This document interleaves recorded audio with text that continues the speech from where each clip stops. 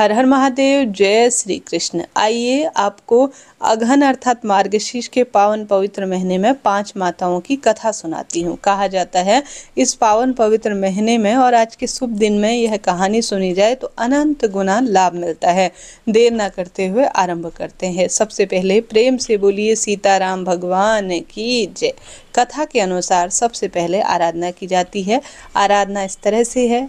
आए राम लक्ष्मण आए, देश के पुजारी आए, नित नेम का नेम लाए। आओ राम बैठो राम, माखन मिश्री खाओ राम, दूध बताशा पियो राम, सूत के पाल का पोटो राम। साल दुशाला ओढ़ो राम, राम सवारे सबके काम। घर भंडार भरेंगे सबका और बेड़ा पार करेंगे राम। बोलो जय श्री राम, जय सीताराम। माता सीता कहानी कहा करती थी और श्री रामचंद्र जी सुना करते थे। एक दिन भगवान राम को किसी काम से बाहर जाना पड़ा। सीता माता कहने लगी कि प्रभु मेरा तो 12 बरस का नितनेम है कि मैं आपकी कहानी किसी न किसी को सुनाऊंगी। भगवान बोले ऐसा करो, कुएं के पास जाकर बैठ जाओ, औरतें पानी भरने आएंगी, तुम्हारी कहानी सुन लेंगी। सीता माता कुएं के पास जाकर बैठ गई।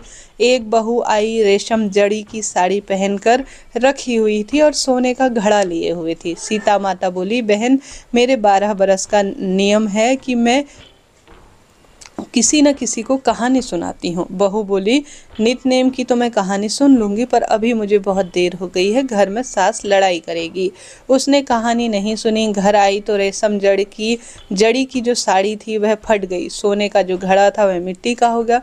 सास बोली बहू आज किसका दोष सर लेकर आई है। बहू बोली सासू जी दोष तो किसी का नहीं है, पर कुएं में एक औरत बैठी हुई मिल गई थी और वह कह रही थी मेरी कहानी सुन लो। मैंने नहीं सुनी तो हो सकता है यह बात हुई हो।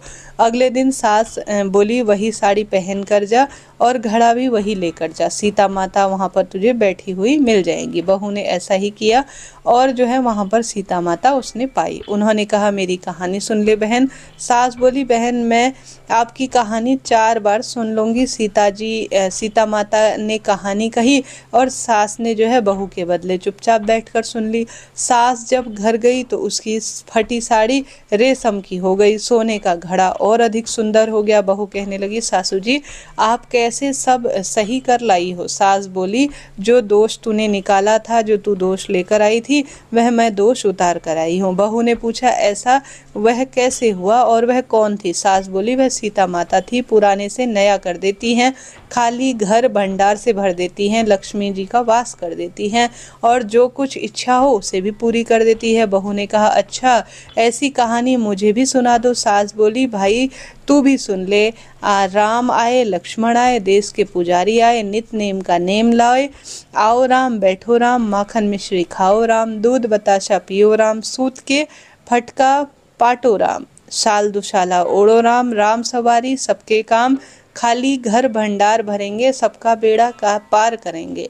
जय श्री राम, जय श्री राम। बहू कहने लगी सासू माँ कहानी तो बहुत अच्छी है। सास बोली बहू रोज यह कहानी कह लिया कर। एक दिन उसकी पड़ोसन बोली बहन जरा आँच दे दो। सास ने कहा अभी हमने आँच नहीं जलाई है।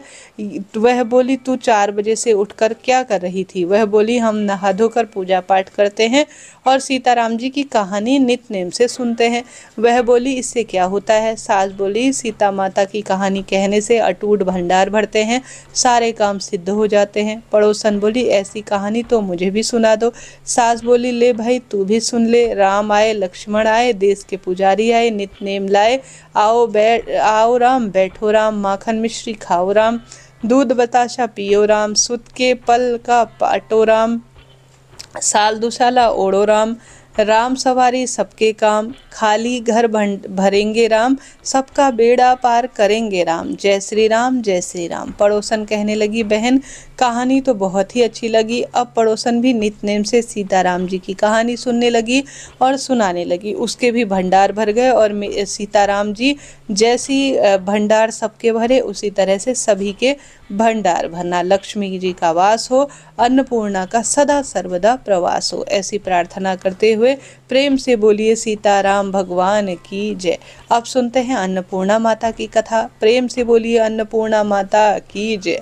प्राचीन समय की बात है, एक सेठ का परिवार रहता था। सेठ के घर अन्न धन के भंडार था, क्योंकि सेठानी बहुत ही धार्मिक प्रवृत्ति की थी। सेठानी पूजा पाठ करती, चौका लगाती, चौके में कभी भी गंदगी नहीं होने देती। सेठानी जब भी आटा गूंथती, गूंथने के बाद उन पर उंगलियों के चिन्ह बनाती थी। कहते हैं आटा गूंथने के बाद उंगलियों के अगर उस पर चिन्ह बनाया जाए तो उनको प्रणाम किया जाए तो घर में अन्न धन के भंडार भरते हैं, माता लक्ष्मी के साथ अन्नपूर्णा का भी वास होता है।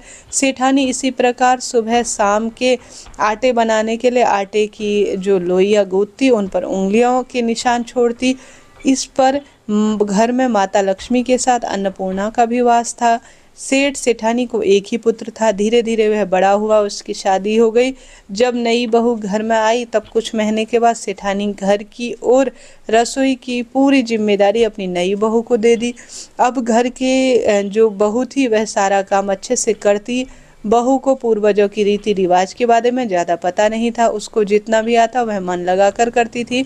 शाम को रोटी बनाना, सबको खिलाना। जब अपने भोजन करने बैठी तो रोटी लेने के लिए टिफिन खोला तो उसमें रोटी नहीं थी। बहू ने सोचा कल से आटा ज़्यादा गूंदेगी, आज मैं चावल सब्जी बनाकर ही खाकर सो जाती हूँ। फिर बहू ने चावल सब्जी खाकर सो गई। अगले दिन फिर बहू ने आटा ज़्यादा गूंथकर रोटियाँ बनाई। फिर भी खाने को बैठी तो रोटी खत्म हो गई। बहू आज भी सब्जी खाकर ही सो गई। फिर अगले दिन बहू ने जो है थोड़ा ज़्यादा और आटा गूंदा। फिर उस दिन बहू को रोटी नहीं मिली। एक दिन बहू सब्जी काट रही थी, गलती से उसकी उंगली कट गई, उसमें से खून बहने लगा। सास ने देखा कि बहू की उंगली तो कट गई है, इसलिए वह बोली बहू आए रोटी मैं बना देती हूँ, तुम्हारे हाथ में रोटी है जो है चोट लग गई। बहू ने कहा ठीक है माँ जी। फिर सेठानी ने आटा गूंदा, उस पर उंगलियों के चिन्ह बनाए, फिर रोटियां सेक दी। बहू ने सोचा मैं रोज ज़्यादा आटा गूंथती हूँ तब तो मुझे खाने को नहीं मिल पाता पूरी तरह से। आज तो माँ जी ने बहुत कम आटा गूंदा है, आज तो बिल्कुल भी नहीं मिलेगा मुझे ऐसा लगता है। पर यह क्या, जब बहू खाना खाने बैठी तो टिफिन में अभी भी 6-7 रोटियां ज़्यादा ही पड़ी हैं। बहू को बड़ा आश्चर्य हुआ। वह अपनी सास को शर्म के मारे कुछ नहीं बता पाई। इस तरह उसकी सास ने 7-8 दिनों तक रोटी बनाई और उसको भरपेट भोजन करने को मिल गया। जब बहू की उंगली ठीक हो गई तब बहू खाना बनाने लगी। पर यह क्या, फिर से वही हाल। जब खाना खाने के लिए बैठती है तो टिफिन खाली निकलता है। इसी तरह से कई महीने बीत गए। बहू सूखने लगी। एक दिन उसके पति ने पूछा तुम्हारे अपने हाथ से बनाती हो खाती हो फिर भी क्यों सूखे जा रही हो, क्या तुम्हें किसी प्रकार की चिंता है? पर बहू शर्मिंदा के कारण कुछ भी नहीं बता पाई। जब उसका पति सोचा कि इसको शायद माता पिता की याद आती है, क्यों ना इसको माता पिता के पास मिलवा लाऊं। इस बारे में लड़के ने अपने माता पिता से पूछा। उन्होंने माता पिता के पास जाने की अनुमति दे दी। तब बेटा बहू को लेकर ससुराल पहुंचा। बहू जब माँ के साथ मिली तो माँ ने कहा तू इतनी क्यों सूखे जा रही है, क्या तुझे भोजन पानी नहीं मिलता? बहू ने अपनी रसोई की घर की सारी बात अपनी माँ को बता दी। तब बहू ने माँ से कहा बेटी तेरे घर में लगता है माँ अन्नपूर्णा तुझसे नाराज हैं, इस बारे में अपनी सास को कहना, शायद उनको पता होगा। जब बहू घर आई तो सास तब हिम्मत बनाकर अपनी सास को सारी बात बताई। सास ने जब सारी बात उसको याद आई तो सास ने कहा बेटा आटा गूंथने के बाद उस पर उंगलियों के छाप बनाना और रीति रिवाज को कभी भी अपने परिवार के भूलना मत। सास ने कहा बहू मेरी गलती है, मैंने तुझे एक रीति रिवाज बताना तो भूल गई। फिर सास ने बहू को आटा गूंथने के बाद उंगलियों के छापे छोड़ने को कहा। अब बहू उस दिन से रोज आटा गूंथती, माँ अन्नपूर्णा का ध्यान करती और उंगलियों के छापे छोड़ देती थी। उसके बाद उसके घर में अन्न धन्य के भंडार भरे रहे और उसे भरपूर भोजन मिला। इसके बाद भाग्य चमकने लगे, उसके पति का कारोबार बढ़ने लगा। हे अन्नपूर्णा माता, जैसे सास बहू पर अपनी कृपा करी वैसे ही सभी भक्तों पर कृपा करना और सभी के घरों में अन्न धन्य के भंडार भूलना। बोली अन्नपूर्णा माता की जय। अब सुनते हैं तुलसी माता की कथा। प्रेम से बोलिए तुलसी माता की जय। अघन माह की जय। बहुत पुरानी बात है, एक गांव में एक परिवार रहता था। उस परिवार में माँ, बेटा और बहू रहते थे। बहुत सीधी सादी बहू थी और शांत स्वभाव की भी थी, पर सास बहुत झगड़ालू और घमंडी थी। अपने बहू के साथ बहुत अत्याचार किया करती थी। उसने घर का सारा काम करवाती थी और उसे खाने के लिए सूखी रोटियां देती थी। उसके पति को यह बात पता नहीं थी। जब वह सुबह होते ही खेत पर चला जाता, तब बहू सुबह होते ही काम में लग जाया करती थी। एक दिन पड़ोसन बहू से बोली, तू तुलसी महत्तम बहू को बताया, अर्थात तुलसी माता के महत्तम को खूब सुंदर रूप में पड़ोसन ने बताया। सारी बात सुनकर बहू ने अपने मन में संकल्प लिया कि नित्य नियम से निभाने वाले संकल्प लिया करेगी। शाम को तुलसी महत्म की बात बताई। सास को भी उसने यह बात बताई। तब वह बोली, कोई ज़रूरत नहीं है कोई नियम निभाने की, घर का काम करो। और बहू फिर क्या करे, बेचारी चुप रह गई। अगले दिन बहू सुबह जल्दी उठकर स्नान करके नदी के लिए गई। वहां पर एक घड़े में पानी भरा और तुलसी के पौधे को सींचा। वहीं बैठकर तुलसी माता की कहानी कही।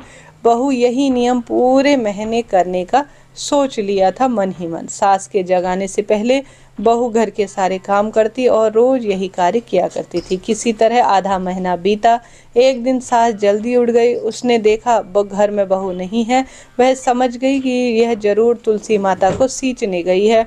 बहू के वापस आने पर उसने बहू से कुछ नहीं कहा। सास सोच में रही थी कि बहू का नित्य नियम कैसे छुड़ाया जाए। अगले दिन सास ने उसका मटका बदल दिया। पक्के मटके की जगह कच्ची मिट्टी का मटका रख दिया। सुबह अंधेरे में बहू कच्ची मिट्टी का मटका लेकर नदी पर गई। बहू ने स्नान किया। फिर उसने मटके में जल भरने के लिए जैसे ही मटका नदी में डुबोया, मटका गल गया और सारी मिट्टी बह गई। बहू यह देखकर रोने लगी। वह तुलसी माता के कैसे पास जाए और कैसे अपना नित्य पूरा करे। तब बहू तुलसी माता के पास आकर रोते रोते बोली, हे तुलसी माता, मुझे क्षमा करो, आज मेरा नियम टूट गया है, मुझसे गलती हो गई। तुलसी माता प्रकट हुई और बोली, तुमने आज जल के स्थान पर अपने आंसुओं से मुझे सींचा है। अगर तुम्हारा नेम आज नित्य रूप से पूर्ण हो गया, अर्थात तुम्हारा नित्य नेम का नियम बिल्कुल भी नहीं टूटा है। तब बहू ने कहा, माता, मैं कल से कैसे जल लेकर आऊंगी? यदि मेरी सास को पता चल गया कि मैंने मटका नदी में बहा दिया है तो वह बहुत ही गुस्सा होगी। तब तुलसी माता ने एक सोने का मटका उसे दिया, जिसे बहू लेकर खुशी खुशी घर आ गई। सास के पूछने पर उसने सारी बात बताई। सास खुश हो गई। उसने बहू को कहा, सोने के मटके में यदि जल लेकर जाओगी तो गांव वाले इसे छीन लेंगे। कल तू ऐसा करना, तुलसी माता को रो रो कर दूसरा एक मटका और मांग लेना। बहू बहुत सीधी सादी थी। वह अगले दिन तुलसी माता के पास जाकर फिर रोने लगी। तुलसी माता ने पूछने पर उसने सारी बात बताई। जब तुलसी माता ने उसे एक चांदी का मटका पकड़ा दिया, बहू चांदी का मटका लेकर घर आई। उसकी सास ने उसे भी अपने पास चुपचाप रख लिया। और अब बहू फिर अगले दिन रोने के लिए कहा, अर्थात वह सास बड़ी लालची थी। बहू को डरा धमका कर रुलाकर यह कार्य किया करती थी। बहू सास के डर से फिर तुलसी माता के पास आकर बैठकर रोने लगी। बहू ने सारी बात बताई। तुलसी ने कहा, तेरी जो सास है वह बहुत लालची है, उसका लालच अब कभी खत्म नहीं होने वाला है। तो आज मिट्टी का ही मटका ले जाइए। यह कहकर तुलसी माता ने उसे मिट्टी का मटका दे दिया। बहू जब घर आई तो उसकी सास बहुत गुस्सा हो गई। उसने कहा, तेरे तुलसी के पास बस इतना ही धन है, जिसके पास कुछ नहीं है उसे जल से सींचने से क्या लाभ। लेकिन बहू ने सास की बात नहीं मानी और वह पूरे महीने सास से चुपचाप छुपते छुपाते नदी के किनारे स्नान करती और तुलसी माता को सुंदर रूप में तुलसी मंत्रों के साथ सींचा करती थी। इसी तरह एक दिन सास छुपाए हुए दोनों मटकों को देखा, वह मिट्टी के बन गए थे। तब यह देखकर सास बहू को खूब बड़ा भुला गाली निकालने लगी। तभी तुलसी माता प्रकट हुई। उन्होंने कहा, तुमने लालच और घमंड में बहुत पाप किए हैं, इसलिए तुम्हारे छूने से यह सोना चांदी के जो मटके थे वह मिट्टी के बन गए हैं। जैसा बोएगी वैसा फल काटेगी। सास की आंख खुल गई। वह बहू से जो है रोज कहती कि तुलसी माता से क्षमा मांगना, मैं भी क्षमा प्रार्थी हूँ। खूब रोध होकर वह क्षमा मांगने लगी। तुलसी माता ने उसे क्षमा कर दिया और खूब खुश रहने का आशीर्वाद दिया। तब उसके तीनों घड़े सोने के हो गए। अब सास बहू मिलकर नित्य नेम से तुलसी माता को सींचते, कथा सुनते, भजन ध्यान करते। हे तुलसी माता, जैसा भी तूने उन बहू बेटों के साथ किया, उनकी बहुओं के साथ किया, उसके घर में धन संपदा के अटूट भंडार भरे, वैसे ही कथा कहने वाले और सुनने वाले सभी भक्तों पर अपनी कृपा बनाए रखना और सभी के घर में अन्न धन के भंडार भरना। अंत में उन बहू और सास को बैकुंठ का भी वास मिला, ऐसा शास्त्रों में वर्णित है। हे तुलसी माता, जैसी कृपा आपने उन पर करी, सभी भक्तों पर कहना। कहानी अधूरी हो तो इसे पूरा भी करना, पूरी हो तो मान भी रखना, सबके नित्यनेम को बनाए रखना। प्रेम से बोलिए तुलसी माता की जय। राधा रानी की कथा सुनना भी अद्भुत सुख देता है इस महीने। तो आइए प्रिय श्रोताजनों, राधा रानी की कथा का श्रवण भी कर लेते हैं। बरसाना गांव में एक बुढ़िया माई रहती थी। उनका कोई भी नहीं था, बस इधर उधर से गुजर बसर हो जाती थी, लेकिन वह कभी भी खुद को अकेला नहीं समझती थी। उसके लिए तो उसकी राधा रानी ही सब कुछ थी। हर समय मुख पर यही बात होती थी, मेरी राधे मेरी लाडली। गांव की सभी महिलाएं दूध दही और मटकी को बेचकर बाजार जाया करती थी, लेकिन उससे पहले वह लाडली जी के महल की सीढ़ियों का दर्शन किया करती थी सभी महिलाएं। लेकिन मैया के पास न तो दूध था न दही था, लेकिन मन में यही चाह रहा करती थी कि मैं भी इनके साथ जाऊं और सबसे पहले श्री जी के महल की सीढ़ियों के दर्शन करूं। एक दिन जब मैया से रुका नहीं गया, तब मैया खाली मटकी लेकर उनके साथ चल पड़ी। गांव की औरतों ने भी पूछा कि मैया इस मटकी में आज क्या लाई हो। जब मैया झूठ ही कह दी कि इसमें शहद है।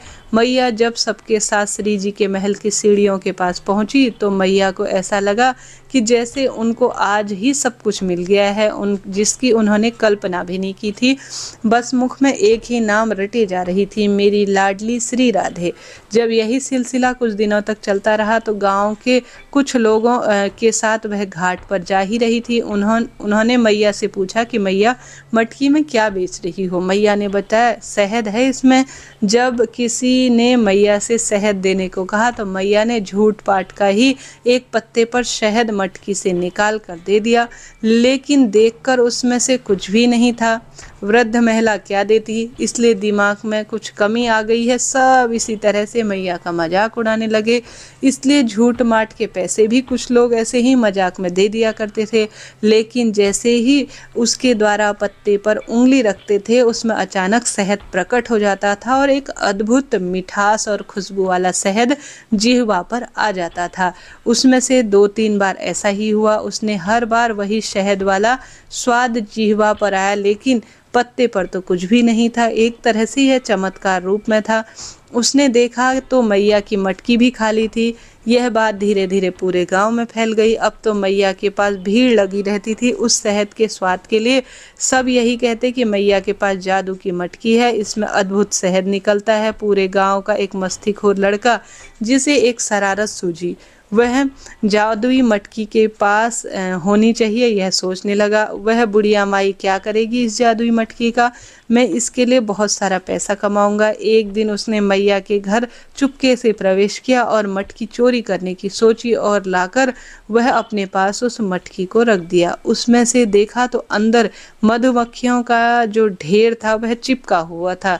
उसके पूरे शरीर को उन मधुमक्खियों ने काट लिया और पूरा शरीर सूज गया और वह दर्द से तड़पने लगा। जब उस कार्य का उसकी माँ को पता चला तो माता समझ गई। उसने कहा कि यह मटकी तेरे पास नहीं है, यह तो उस मैया के प्रेम भाव का प्रतीक है जो राधा नाम की मिठास से भरी हुई है, जा उसको वापस करिया। उधर मैया को वह देकर आया। उधर जब मैया की मटकी चोरी हो गई तो मैया का रोकर बुरा हाल था। गया तो अपनी लाडो के पास कैसे जाऊंगी यह सोचते हुए न कुछ उसने खाया बुढ़िया मैया ने, न कुछ पिया। लड़का मटकी लेकर आया और हाथ जोड़कर अपराध के लिए क्षमा मांगने लगा। लड़की जैसे ही वह मटकी मैया को दिखी तो मैया खुश हो गई और क्षमा कर दिया और ढेर सारा आशीर्वाद भी दिया। अब तो गांव में सभी को यह पता चल गया कि यह मटकी मैया के प्रेम भाव की मटकी है जो कि राधा नाम की मिठास से भरी हुई है। श्री राधे नाम की महिमा का तो हम सभी वर्णन कर ही नहीं सकते। बस इतना ही कहेंगे, जो राधा राधा रटते हैं वह प्रिया शरण में रहते हैं। कहती है कृपा वृष भानु की महल वही बुलाए जाते हैं। दरबार में राधा रानी के दुख सभी को सुंदर रूप में मिटाए जाते हैं। दुनिया के सताए हुए लोग यहाँ सीने से लगाए जाते हैं। प्रेम से बोलिए राधे राधे। कितनी सुंदर महिमा है है, जो उस बुढ़िया माई के खाली मटके से भी शहद निकलता था और सभी में बंटता था। यह शहद था राधे रानी का कृपा का। प्रेम से बोलिए राधे रानी की जय। अब माता लक्ष्मी की कथा भी सुनते हैं। प्रेम से बोलिए लक्ष्मी माता की जय। कथा के अनुसार एक सेठ जी थे। उनके घर में अन्न धन्य के भंडार भरा करते थे। वह अथाह धन के स्वामी थे, परंतु लक्ष्मी जी का स्वरूप चंचल है, आज यहाँ तो कल वहाँ। जब उनका मन सेठ जी के घर से भर गया तो वह दूसरे घर के जाने के लिए तैयार हो गई। एक रात लक्ष्मी जी ने सेठ जी के स्वप्न में दर्शन दिए। सेठ जी ने देखा लाल वस्त्रों में सजी धजी सुंदर स्त्री उनके घर से बाहर जा रही है। सेठ जी उनसे पूछते, देवी आप कौन हो? मेरे घर से आप कब आई और क्यों छोड़कर जा रही हो? मेरे घर आप कैसे किस स्वरूप में वास कर रही थी, अब मुझे क्यों छोड़कर जा रही हो? ऐसा उन्होंने विनती भाव से कहा। माता बोली, मैं तुम्हारे घर की वैभव लक्ष्मी हूँ और तुम्हारे घर के वैभव से अब मैं दूसरे घर में वास करने जा रही हूँ, परंतु अब मेरा यहाँ मन उब सा चुका है। अब मेरा यहाँ समापन का समय है, इसलिए मैं ये घर छोड़कर जा रही हूँ। परंतु मैं तुम पर प्रसन्न भी हूँ, क्योंकि तुम्हारे पास में जितने समय रही तुम्हारे मेरा सत प्रयोग किया है। संतों को घर में आमंत्रित किया, उनकी सेवा करी, गरीबों को भोजन कराया, कुएं बनाए, गौशाला बनाई, प्याऊ बनाया, कुंवारी कन्याओं का विवाह रचाया, भगवत गीता का पाठ कराया, अतिथि का सत्कार कराया, इसलिए मैं तुमसे प्रसन्न। अब मैं तुम्हें एक वरदान देना चाहती हूँ, तुम मांग लो। तब उस सेठ जी ने कहा, मुझे तो मांगना नहीं आता माता, मुझे एक रात का समय दे दो। कल मैं मेरी 4 बहुएं हैं, उनसे सलाह मशवरा कर कर तुमसे कुछ न कुछ हे माता मैं मांगूंगा।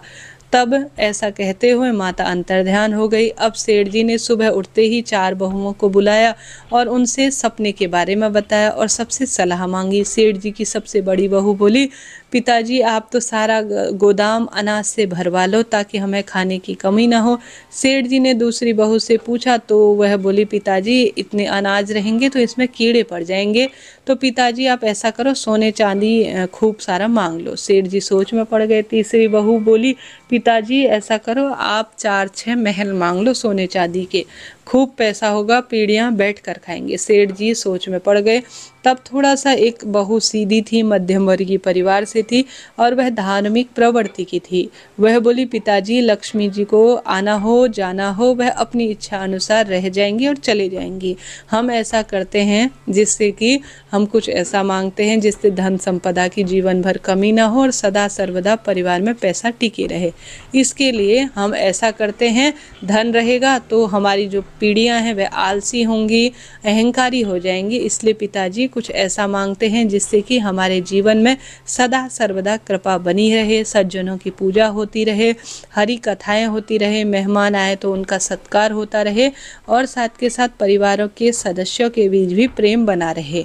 तो और साथ ही प्रेम बना रहेगा तो हमें किसी चीज़ की कमी नहीं होगी और जीवन में जो भी परेशानी आएगी मिलकर काट लेंगे। सेठ जी को छोटी बहू की बात समझ में आ गई।